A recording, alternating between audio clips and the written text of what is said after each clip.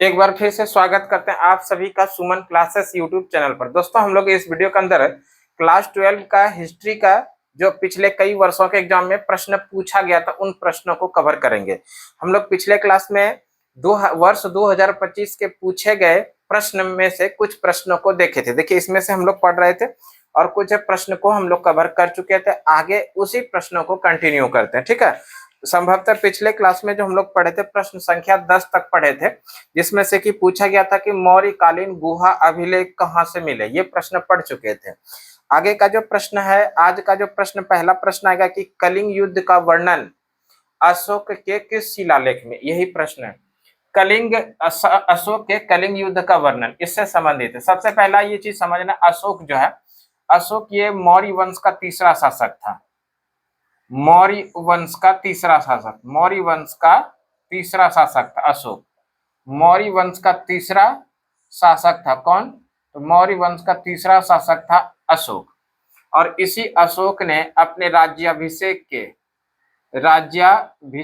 8वें वर्ष, राज्याभिषेक के 8वें वर्ष यानी 261 ईसा पूर्व, 261 ईसा पूर्व प्रसिद्ध युद्ध लड़ा था जिसका नाम है कलिंग का युद्ध।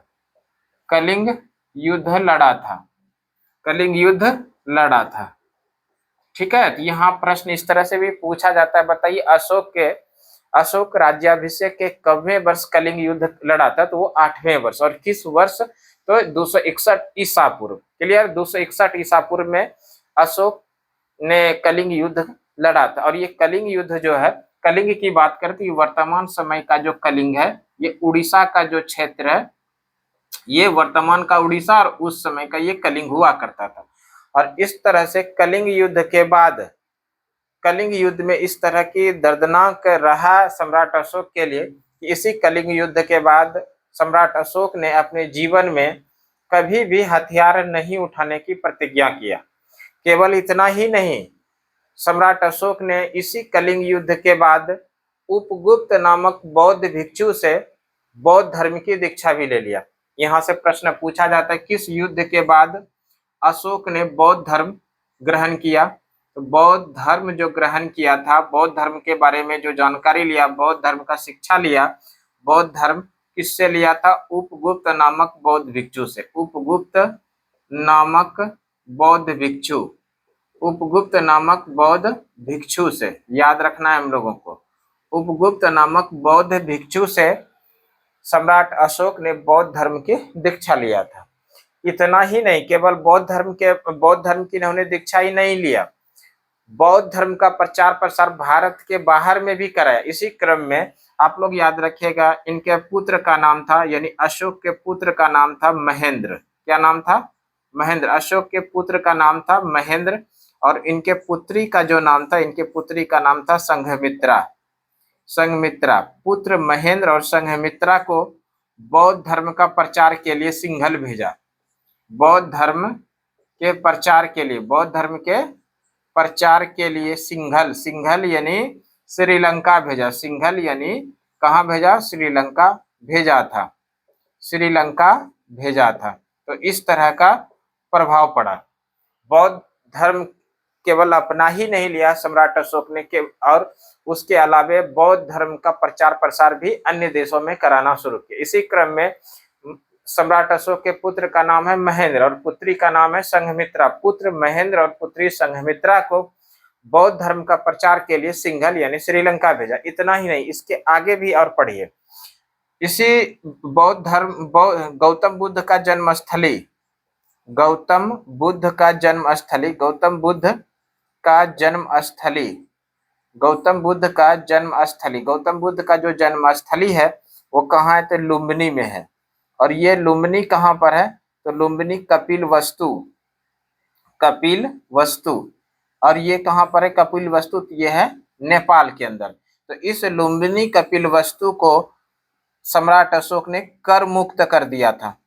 कर मुक्त कर दिया यानी यहाँ के लोगों को किसी भी प्रकार का कोई टैक्स नहीं देना था, ठीक है। तो इन चीजों को भी याद रखिएगा। इस तरह का प्रभाव पड़ा सम्राट अशोक का किस युद्ध के बाद? तो कलिंग युद्ध के बाद। कलिंग युद्ध के बाद सम्राट अशोक ने अपने जीवन में कभी भी हथियार नहीं उठाने की प्रतिज्ञा किया। और इतना ही नहीं, उन्होंने बौद्ध धर्म की दीक्षा लिया। और बौद्ध धर्म की दीक्षा इन्होंने किससे लिया? तो उपगुप्त नामक बौद्ध भिक्षु से इन्होंने बौद्ध धर्म की दीक्षा लिया। क्लियर? और बौद्ध धर्म का प्रचार प्रसार के लिए अपने पुत्र महेंद्र और पुत्री संघमित्रा को इन्होंने सिंघल यानी श्रीलंका भेजा। और साथ ही साथ याद रखेंगे, गौतम बुद्ध का जन्मस्थली लुम्बिनी कपिलवस्तु जो नेपाल के अंदर स्थित है, इस क्षेत्र को इन्होंने कर मुक्त कर दिया था। क्लियर? अब प्रश्न पढ़ते हैं, यहाँ पर क्या था? अशोक के कलिंग युद्ध का वर्णन किस शिलालेख में? सम्राट अशोक के कलिंग युद्ध का वर्णन जो है ये शिलालेख संख्या 13 के अंदर है। किसके अंदर है? शिलालेख संख्या 13 में कलिंग युद्ध का जो वर्णन है वो किस शिलालेख के अंदर है? शिलालेख संख्या 13 में। एक प्रश्न और याद रखिएगा कि सम्राट अशोक के कौन सा शिलालेख सबसे लंबा है? सबसे लंबा शिलालेख की बात कर लें, सबसे लंबा शिलालेख कौन सा है? तो सबसे लंबा शिलालेख जो है शिलालेख वो 7वां शिलालेख है। सबसे लंबा शिलालेख कौन सा है? 7वां। और 13वां शिलालेख के अंदर में क्या है? तो 13वें शिलालेख के अंदर में कलिंग युद्ध का वर्णन है। ठीक है, इन सभी चीजों को याद रखिएगा। सम्राट अशोक के शिलालेख को सर्वप्रथम किसने पढ़ा था? सर्वप्रथम किसने पढ़ा था? सम्राट अशोक के शिलालेख को सर्वप्रथम किसने पढ़ा था?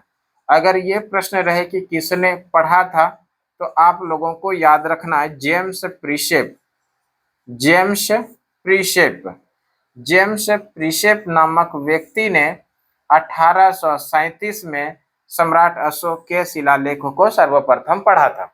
सम्राट अशोक के शिलालेख को सर्वप्रथम किसने पढ़ा? तो हम लोगों को याद रखना है जेम्स प्रीशेप। जेम्स प्रीशेप ने शिलालेख सम्राट अशोक के शिलालेख को किस वर्ष पढ़ा था? 1837 में। एक प्रश्न और आएगा, सम्राट अशोक के अभिलेख को खोजा किसने था? अगर प्रश्न आ जाए कि अभिलेख, सम्राट अशोक के अभिलेख को खोजा किसने था, खोजने की बात आ जाए कि सम्राट अशोक के अभिलेख को खोजा किसने था, तो आप लोगों को याद रखना है टी पैंथलर। टी पैंथलर, टी पैंथलर ने सम्राट अशोक के अभिलेख को खोजा था। और किस वर्ष? तो 1750 में सम्राट अशोक के अभिलेख को खोजा था टी पैंथलर ने। कब? 1750 में। और सम्राट अशोक के शिलालेख को पढ़ा किसने सर्वप्रथम? तो जेम्स प्रीशेप ने। कब? 1837 में। क्लियर है इतना? और यहाँ पर प्रश्न क्या पूछा गया था? अशोक के कलिंग युद्ध का वर्णन किस शिलालेख में? तो अशोक के कलिंग युद्ध का वर्णन है शिलालेख संख्या 13 के अंदर। तो इस प्रश्न का जो सही जवाब हो जाएगा वो क्या आ जाएगा? 13वां शिलालेख। सम्राट अशोक के शिलालेख संख्या 13 के अंदर में कलिंग युद्ध का वर्णन है। क्लियर है इतना? देखिए, इसी से रिलेटेड अगला प्रश्न है, सम्राट अशोक का राज्याभिषेक कहाँ हुआ था? ये प्रश्न है। सम्राट अशोक का राज्याभिषेक, सम्राट अशोक का जो राज्याभिषेक है, राज्याभिषेक, सम्राट अशोक का राज्याभिषेक जो हुआ था ये हुआ था पाटलिपुत्र में। ये अगला प्रश्न पूछा गया था, पाटलिपुत्र में। सम्राट अशोक के राज्याभिषेक कहाँ हुआ था? पाटलिपुत्र में। और कब हुआ था? तो आप लोगों को याद रखना है 269 बीसी या 278 बीसी। बीसी मतलब हो गया ईसा पूर्व, ईसा पूर्व। अब थोड़ा और आप लोग समझिए, बीसी ईसा पूर्व और ईस्वी में क्या अंतर है? मेरे भाई आप लोग समझ गए होंगे ईसा पूर्व और ईस्वी में क्या अंतर है। ऐसा माना जाता है जिस वर्ष ईसा मसीह का जन्म हुआ उसी वर्ष से इस कैलेंडर की शुरुआत हुई। जिस वर्ष ईसा मसीह का जन्म हुआ उसी वर्ष से कैलेंडर की शुरुआत माना जाता है। तो क्या ईसा मसीह के जन्म के पहले ये दुनिया नहीं था? तो ईसा मसीह के जन्म के पहले बिल्कुल ये दुनिया था।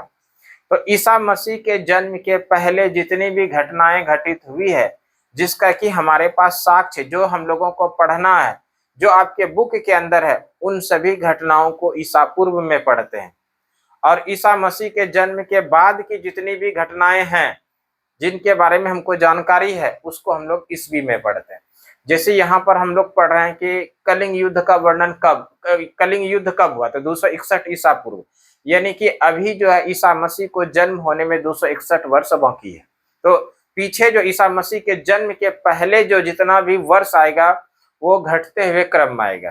देखिए 261 ईसा पूर्व में कलिंग का युद्ध हुआ और 268 में सम्राट अशोक का राज्याभिषेक हुआ था, यह 269 में राज्याभिषेक हुआ था। उधर जो है ईसा पूर्व में समय घटते हुए क्रम में आता है, और जबकि ईसा मसीह के जन्म के बाद की जितनी भी घटनाएं हैं उसको हम लोग ईस्वी में पढ़ते हैं, और ईस्वी में जितना भी टाइम पीरियड आता है वो बढ़ते हुए क्रम में आता है। जैसे मान लीजिए प्रश्न आएगा कि प्रथम विश्व युद्ध कब से कब तक चला था, हम लोग पढ़ेंगे 1914 से 1918, ये बढ़ते हुए क्रम में है। और ईसा मसीह के जन्म के पहले जितनी भी घटनाएं घटित हुई है, जिसका एविडेंस मेरे पास, जिनका साक्ष्य है, जिनके बारे में जानकारी है, उसको हम लोग पढ़ते हैं ईसा पूर्व में, और ईसा पूर्व में जो टाइम है वो घटते हुए क्रम में रहता है। क्लियर है? तो इस तरह से इसको भी याद रखिएगा। सम्राट अशोक का राज्याभिषेक कहाँ पर हुआ था? पाटलिपुत्र में हुआ था। और किस वर्ष हुआ था? 268 ईसा पूर्व याद रखिए, 269 ईसा पूर्व, दोनों याद रखिए। आपके अकॉर्डिंग, आपके लिए जिस ऑप्शन आ जाए अकॉर्डिंग टू ऑप्शन आप लोग आंसर कर दीजिएगा। ठीक है, तो अब हम लोग अगले प्रश्न पर चलते हैं, और अगला प्रश्न संख्या 13 है। ये 11 नंबर सवाल था और ये 12 नंबर सवाल आया। 13 नंबर सवाल में जो प्रश्न पूछा गया था यहाँ पर सुदर्शन झील से संबंधित है। अगला प्रश्न 13 नंबर प्रश्न पूछा गया था सुदर्शन झील का निर्माण, है ना, सुदर्शन झील का निर्माण और उसका मरम्मत के बारे में। सुदर्शन झील के बारे में बात करें तो सुदर्शन झील का निर्माण सर्वप्रथम ये पढ़े किसने कराया था। और सुदर्शन झील, देखिए सुदर्शन झील, सुदर्शन झील, सुदर्शन झील जो है, सुदर्शन झील का निर्माण, है ना, सुदर्शन झील का निर्माण, सुदर्शन झील का निर्माण कराया था, निर्माण कराया था। सुदर्शन झील का निर्माण किसने कराया था? तो आप लोगों को याद रखना है, सुदर्शन झील का निर्माण चंद्रगुप्त मौर्य ने कराया था। चंद्रगुप्त मौर्य, चंद्रगुप्त मौर्य ने सुदर्शन झील का निर्माण कराया था। एक प्रश्न आएगा कि चंद्रगुप्त मौर्य ने सुदर्शन झील का निर्माण कहाँ कराया था, कहाँ पर है स्थिति ये? तो आप लोगों को याद रखना है गुजरात के गिरनार पर्वत पर, गुजरात के गिरनार पर्वत पर, गुजरात के गिरनार पर्वत पर सुदर्शन झील कहां पर है? सुदर्शन झील है गुजरात के गिरनार पर्वत पर, और इसका निर्माण किसने कराया था? चंद्रगुप्त मौर्य ने कराया था। अब प्रश्न आएगा कि सुदर्शन झील का निर्माण तो पढ़ लिए चंद्रगुप्त मौर्य, इसका कई बार मरम्मत कराया गया। इसी क्रम में 2 मरम्मत हम लोग पढ़ेंगे। सबसे पहला चीज ध्यान रखिएगा, शक वंश का एक शासक होता है, शक वंश का शासक, शक वंश का शासक, और शक वंश का शासक का जो नाम है आप लोग याद रखिएगा रुद्रदामन, रुद्रदामन। इस रुद्रदामन ने सुदर्शन झील की मरम्मत कराई थी। और इसके अलावे जो हम लोग को याद रखना है, गुप्त वंश का शासक है, गुप्त वंश का शासक जिसका नाम है स्कंदगुप्त, गुप्त वंश का शासक जिसका नाम है स्कंदगुप्त, स्कंदगुप्त। इस स्कंदगुप्त ने भी सुदर्शन झील की मरम्मत कराई थी। ठीक है, तो यहां से भी प्रश्न आता है कि बताइए सुदर्शन झील में किनका योगदान नहीं रहा, सुदर्शन झील में किनका योगदान नहीं रहा। देखिए सुदर्शन झील में जो मुख्य रूप से योगदान रहा किसका किसका रहा? चंद्रगुप्त मौर्य ने इसका निर्माण कराया, स्कंदगुप्त ने इसकी मरम्मत कराई, और जो है रुद्रदामन ने भी इसकी मरम्मत कराई। तो इन तीनों लोगों का मुख्य रूप से नाम रहेगा, और इसके अलावे जो भी ऑप्शन में रहेगा तो उसको आप लोग आंसर कर दीजिएगा। प्रश्न इसी तरह से पूछा जा सकता है कि बताइए सुदर्शन झील से संबंधित इनमें से कौन से व्यक्ति नहीं है? तो इन तीनों लोगों का नाम तो मुख्य रूप से है, इसके अलावा चौथा नाम रहेगा उसका आप लोग आंसर छांट के अलग कर सकते हैं। ठीक है, तो ये प्रश्न पूछा गया था सुदर्शन झील, सुदर्शन झील का निर्माण किसने कराया? पढ़ चुके हम लोग। सुदर्शन झील का निर्माण चंद्रगुप्त मौर्य ने कराया। सुदर्शन झील है कहां पर? गुजरात के गिरनार पर्वत पर। और सुदर्शन झील का मरम्मत जो कराई थी शक वंश का शासक था रुद्रदामन, इसने कराया। गुप्त वंश का शासक हुआ स्कंदगुप्त, और स्कंदगुप्त ने कराया था। अगला प्रश्न देख लेते हैं, ये प्रश्न संख्या 13 था। अगला प्रश्न संख्या 14 देख लेते हैं क्या है। प्रश्न संख्या 14 में पूछा गया अष्टाध्यायी किसने लिखी है? अष्टाध्यायी, अष्टाध्यायी किसने लिखा है? अष्टाध्यायी, और ये प्रसिद्ध एक ग्रंथ है अष्टाध्यायी। अष्टाध्यायी किसने लिखा है? अष्टाध्यायी के लेखक के बारे में पूछा गया है। अष्टाध्यायी के लेखक कौन है? अष्टाध्यायी के लेखक कौन है, यही प्रश्न है। ठीक है, तो अष्टाध्यायी के बारे में अगर हम लोग पढ़ें, अष्टाध्यायी जो है संस्कृत व्याकरण का ये प्रथम पुस्तक है। ये पहला चीज याद रखिए, संस्कृत व्याकरण का प्रथम पुस्तक, संस्कृत व्याकरण का प्रथम पुस्तक, संस्कृत व्याकरण का प्रथम पुस्तक कौन सा है?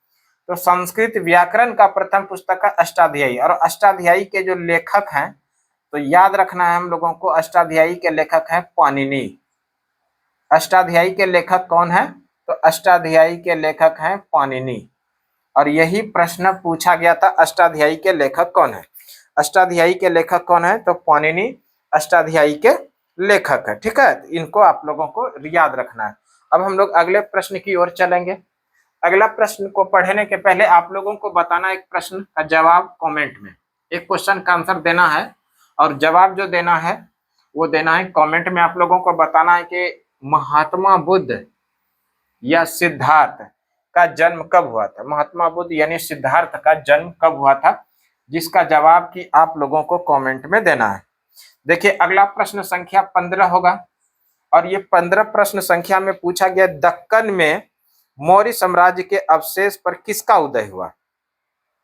दक्कन में, ये दक्कन जो है, दक्कन में मौर्य साम्राज्य के अवशेषों पर, दक्कन में मौर्य साम्राज्य के अवशेषों पर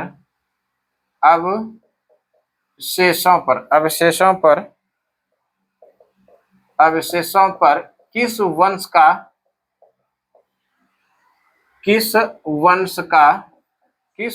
का उदय हुआ? यही प्रश्न पूछा गया, उदय हुआ।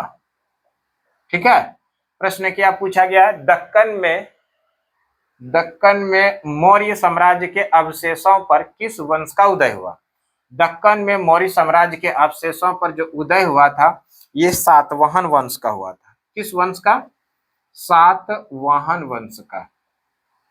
ठीक है, इस प्रश्न का सही जवाब हो जाएगा सातवाहन वंश। यानी दक्कन में मौर्य साम्राज्य के अवशेषों पर किस वंश का उदय हुआ? सातवाहन वंश का। अगर बात कर ले हम लोग सातवाहन वंश के संस्थापक कौन है? सातवाहन वंश के जो संस्थापक हैं वो सिमुक है। कौन है? सिमुक। एक और प्रश्न आएगा, इसी सातवाहन वंश का सबसे महानतम या प्रसिद्ध शासक कौन हुआ? सबसे महानतम या प्रसिद्ध शासक, महानतम या प्रसिद्ध शासक कौन थे? ठीक है, शासक थे। इसका मतलब समझ जाइएगा कि सातवाहन वंश के सबसे महानतम या प्रसिद्ध शासक कौन थे? तो वो थे गौतमी पुत्र सातकर्णी। कौन थे? गौतमी पुत्र सातकर्णी।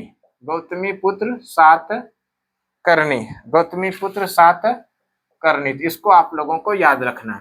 यहाँ पर जो महत्वपूर्ण चीज है, सबसे ज्यादा महत्वपूर्ण है प्रश्न यहाँ पर कि सातवाहन वंश के संस्थापक कौन हुए? सातवाहन वंश के संस्थापक हुए सिमुक, और इसी सिमुक ने सातवाहन वंश की स्थापना किया था। इस सातवाहन वंश के महानतम शासक या प्रसिद्ध शासक कौन हुए? तो वो है गौतमी पुत्र सातकर्णी। आप लोग इसको याद रखिएगा। ठीक है, अगले प्रश्न पर हम लोग चलते हैं। अगला प्रश्न पूछा गया, संगम साहित्य की रचना किस भाषा में हुई है? और ये प्रश्न संख्या 16 है। प्रश्न संख्या 16 में पूछा गया है, संगम साहित्य की रचना किस भाषा में? संगम साहित्य की रचना किस भाषा में हुई? संगम साहित्य की रचना किस भाषा में हुई है? ठीक है, अभी हम लोग समझेंगे संगम साहित्य के बारे में। संगम साहित्य जो है ये दक्षिण भारत का सबसे पुराना साहित्य है। ये भी याद रखिएगा, संगम साहित्य जो है ये दक्षिण भारत का सबसे पुराना साहित्य। दक्षिण भारत का सबसे पुराना साहित्य। दक्षिण भारत का सबसे पुराना साहित्य जो है वो क्या है? तो संगम साहित्य। और इस संगम साहित्य की जो रचना हुई थी, इसके लिए जो भाषा था वो था तेलुगु। कौन सी भाषा में इसकी रचना हुई थी? तो आप लोगों को याद रखना है, तेलुगु भाषा में संगम साहित्य की रचना हुई थी। और यही प्रश्न पूछा गया था।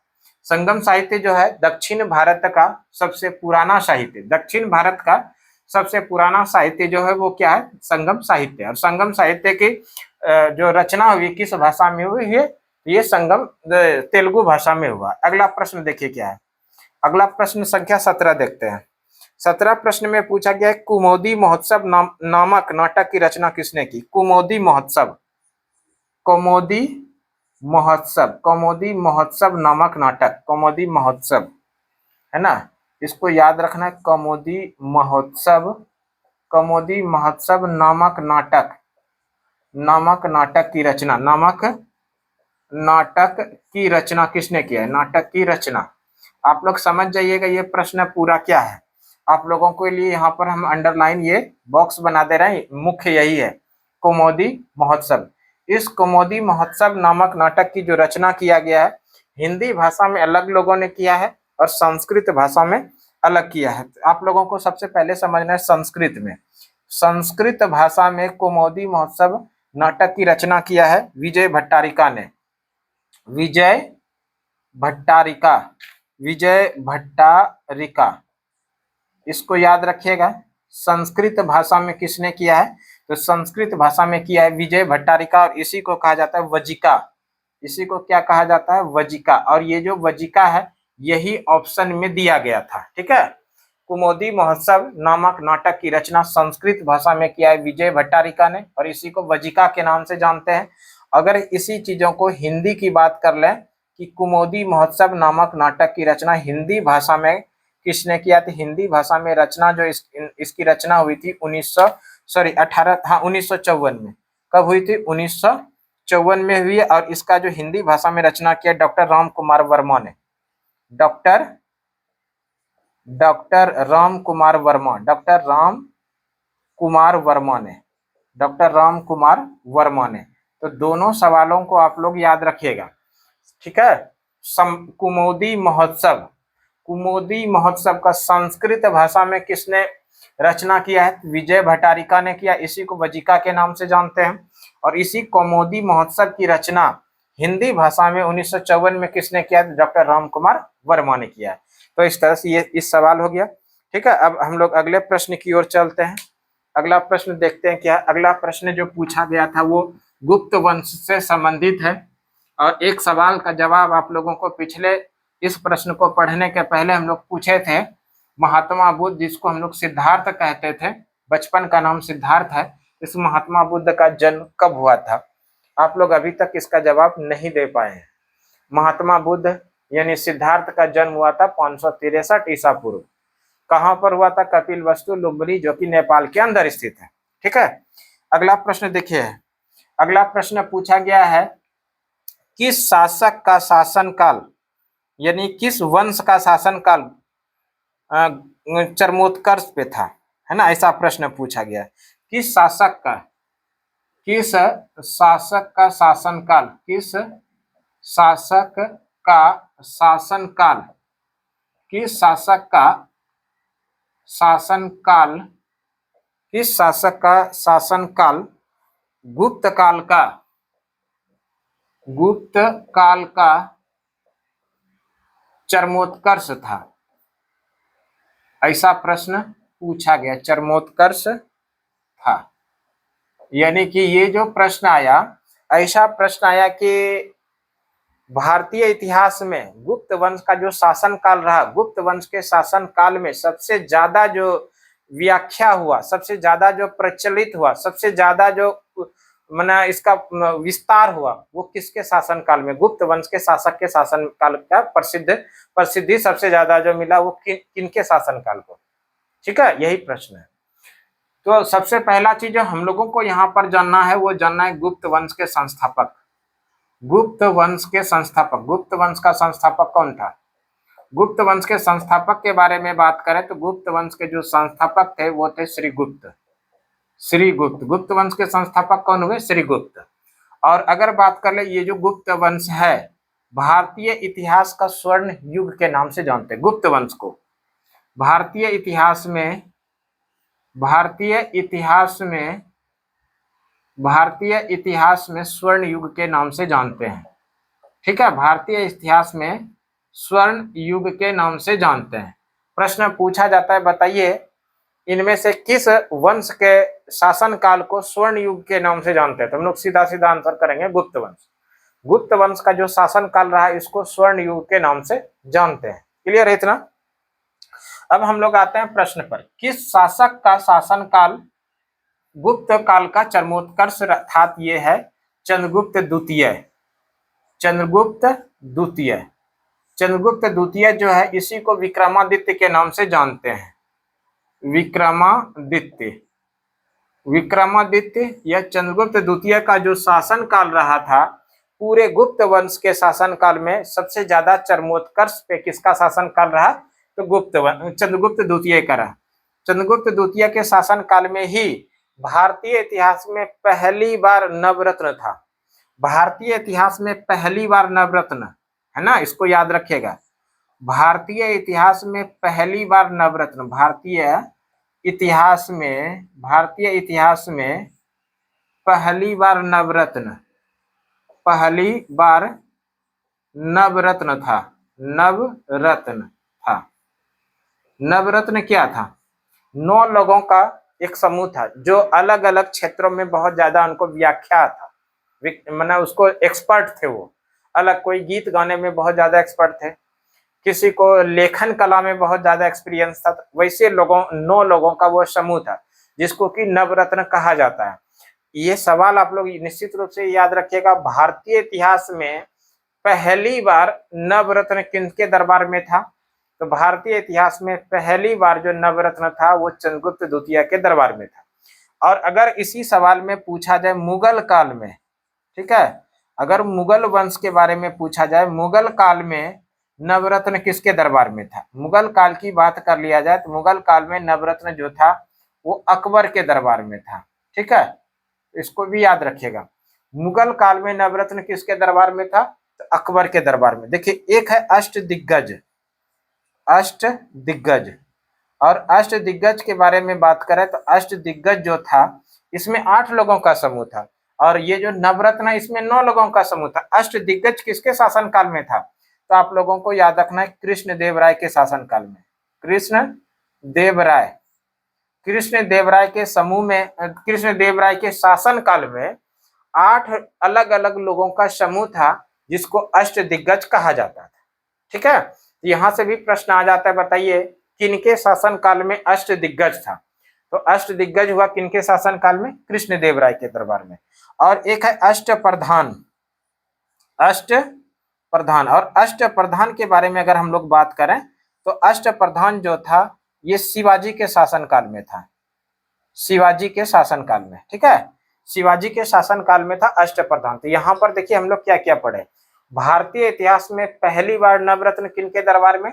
चंद्रगुप्त द्वितीय के दरबार में। दूसरा प्रश्न पढ़े, मुगल काल में नवरत्न किसके दरबार में? तो अकबर के दरबार में।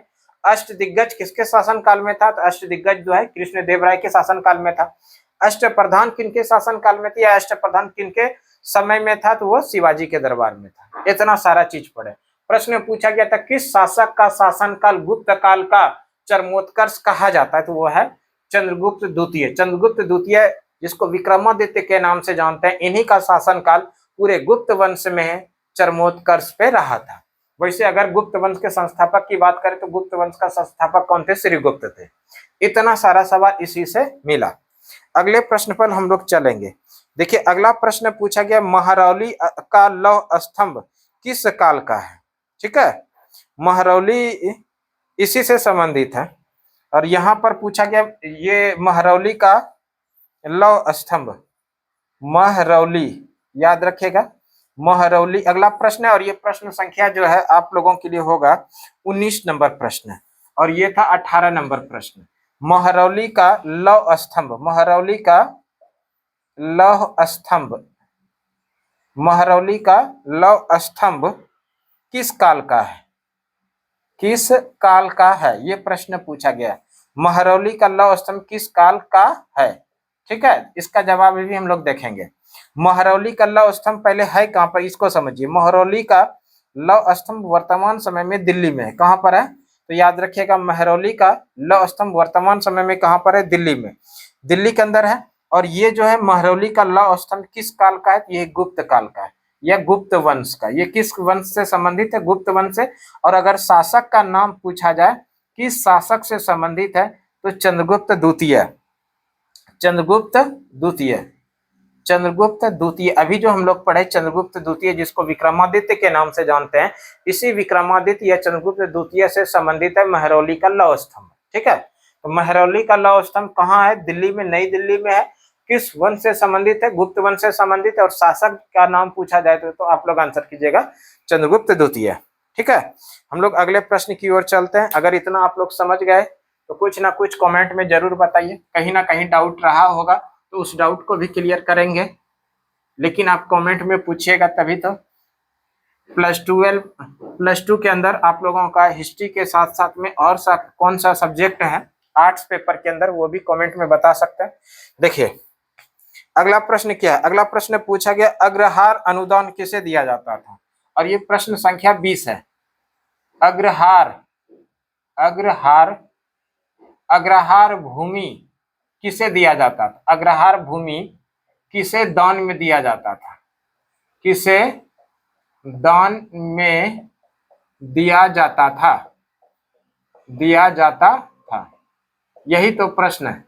अग्रहार भूमि किसे दान में दिया जाता था? ध्यान रखिएगा, अग्रहार भूमि जो दान में दिया जाता था, ये ब्राह्मणों को दिया जाता था, है ना। किसको? ब्राह्मण को। ब्राह्मणों को जो अग्रहार भूमि, ब्राह्मणों को जो भूमि अनुदान में दिया जाता था, उसी को कहा जाता था अग्रहार भूमि। केवल इतना आप लोगों को अभी याद रखना है।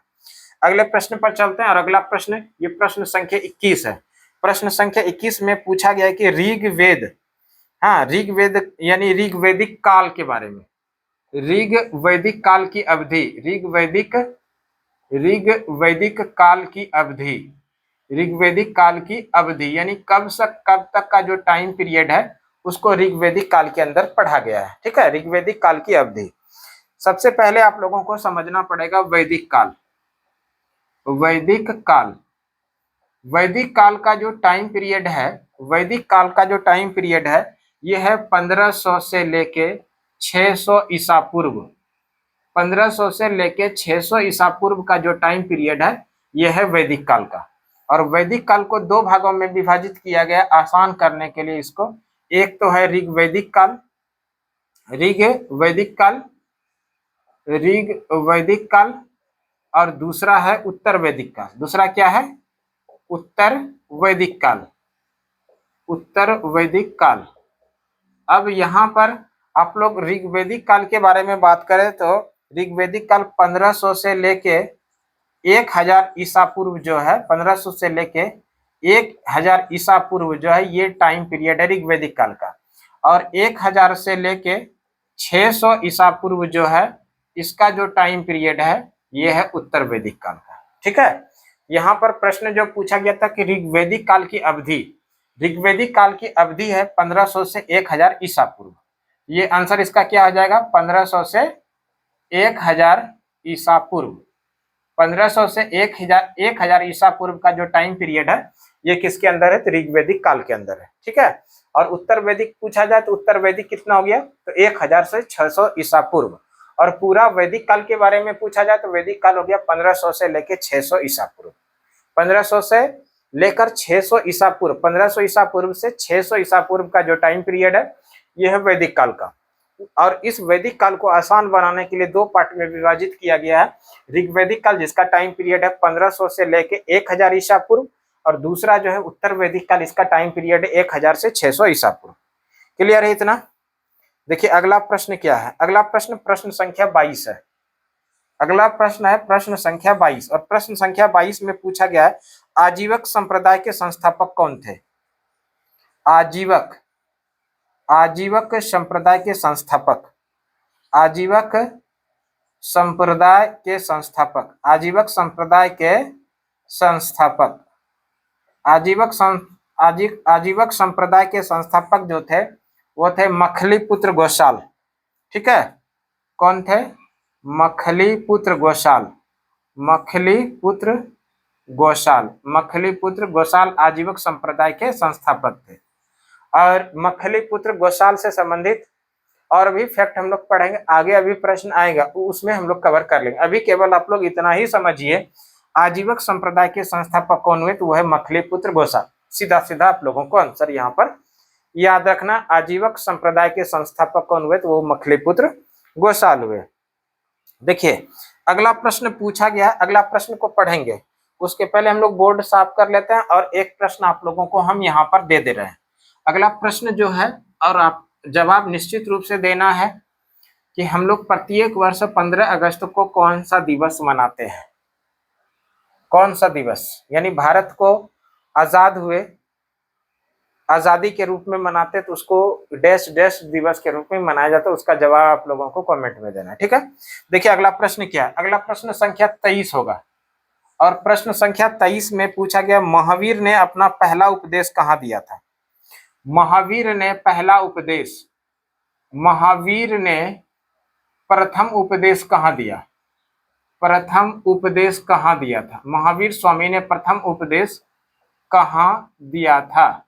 यही प्रश्न है, महावीर स्वामी ने प्रथम उपदेश कहाँ दिया था? पहले महावीर स्वामी के बारे में समझिए। महावीर स्वामी, सबसे पहला चीज समझना है, महावीर स्वामी ये जैन धर्म के 24वें वो अंतिम तीर्थंकर थे, ठीक है। जैन धर्म के 24वें वो अंतिम तीर्थंकर, 24वें वो अंतिम तीर्थंकर, 24वें वो अंतिम तीर्थंकर महावीर स्वामी जैन धर्म के 24वें वो अंतिम तीर्थंकर थे। महावीर स्वामी जैन धर्म के 24वें वो अंतिम तीर्थंकर थे। महावीर स्वामी के बारे में बात करें, महावीर स्वामी को जैन धर्म का वास्तविक संस्थापक माना जाता है। जैन धर्म का वास्तविक संस्थापक, जैन धर्म का वास्तविक संस्थापक माना जाता है। जैन धर्म का वास्तविक संस्थापक किसको माना जाता है? तो जैन धर्म का वास्तविक संस्थापक माना जाता है महावीर स्वामी को। अगर आप लोग पढ़ रहे हैं वास्तविक संस्थापक महावीर स्वामी को माना जाता है, तो जैन धर्म के संस्थापक कौन हुए? अगर संस्थापक के बारे में बात कर रहे हैं तो जैन धर्म के संस्थापक थे ऋषभदेव। ऋषभदेव जैन धर्म के संस्थापक कौन थे? ऋषभदेव, है ना, इसको याद रखिएगा। जैन धर्म के संस्थापक थे ऋषभदेव और जैन धर्म के वास्तविक संस्थापक कौन हुए? तो वो हुए महावीर स्वामी। और जैन धर्म में कुल मिला के कितने तीर्थंकर हुए? तो कुल मिला के 24 तीर्थंकर हुए। थोड़ा सा महावीर स्वामी के बारे में आप लोग समझ लीजिए। महावीर स्वामी, महावीर स्वामी, महावीर स्वामी के बारे में हम लोग थोड़ा सा बात करेंगे। महावीर स्वामी का जन्म, महावीर स्वामी का जन्म कब हुआ था? सबसे पहला चीज तो यही आएगा, महावीर स्वामी का जन्म 540 ईसा पूर्व में हुआ था। महावीर स्वामी का जन्म 540 ईसा पूर्व कहाँ पर हुआ था? अगर जगह के बारे में बात करें तो ये कुंडग्राम है, और ये कुंडग्राम कहाँ पर है? ये कुंडग्राम वैशाली में है, बिहार का वैशाली के अंदर है कुंडग्राम, और इसी कुंडग्राम में 540 ईसा पूर्व महावीर स्वामी का जन्म हुआ था। अगर बात कर ले महावीर के बचपन का नाम क्या था? महावीर के बचपन का नाम था वर्धमान। महावीर के बचपन का क्या नाम था? वर्धमान। महावीर के बचपन का नाम क्या था? तो महावीर के बचपन का नाम था वर्धमान, इसको याद रखेगा। महावीर के पिता का क्या नाम था? इनके पिता का नाम जो था वो था सिद्धार्थ। महावीर स्वामी के पिता का क्या नाम था? सिद्धार्थ। और इनकी माता के बारे में बात करें, महावीर स्वामी की जो माता थी, इनके माता का नाम है त्रिशला। माता का क्या नाम है? त्रिशला, याद रखिएगा, माता का क्या नाम है? त्रिशला। और इनकी जो पत्नी थी, पत्नी का नाम था यशोदा। पत्नी का क्या नाम था? यशोदा। पत्नी का नाम था यशोदा। और इनकी जो पुत्री थी, इनकी पुत्री का क्या नाम था? पुत्री का नाम था प्रियदर्शना। प्रियदर्शना, इसको भी याद रखिएगा। ये सारा चीज संबंधित है महावीर स्वामी से, छोटी छोटी जानकारी है, ठीक है। अब प्रश्न पर आते हैं, महावीर स्वामी ने प्रथम उपदेश कहाँ पर दिया था? इस सवाल का जवाब, महावीर स्वामी ने प्रथम उपदेश जो दिया था, प्रथम उपदेश, महावीर स्वामी ने प्रथम उपदेश जो दिया था, महावीर स्वामी ने प्रथम उपदेश दिया था राजगृह में। कहाँ पर दिया था? राजगृह में। तो इस सवाल का सही आंसर क्या आ जाएगा? इस सवाल का सही आंसर हो जाएगा राजगृह, ठीक है। अगला प्रश्न पर चलते हैं। अगला प्रश्न देखिए, क्वेश्चन नंबर 24। क्वेश्चन नंबर 24 में जो प्रश्न पूछा गया है, बौद्ध संघ के नियम का उल्लेख किस ग्रंथ में है? बौद्ध संघ, अगला प्रश्न हम लोग इसको पहले साफ कर लेते हैं, उसके बाद पढ़ेंगे, ठीक है, क्योंकि उसको भी हम लोग थोड़ा डिटेल करेंगे तो ज्यादा प्रश्न आ जाएगा, इसलिए पहले इसको हम लोग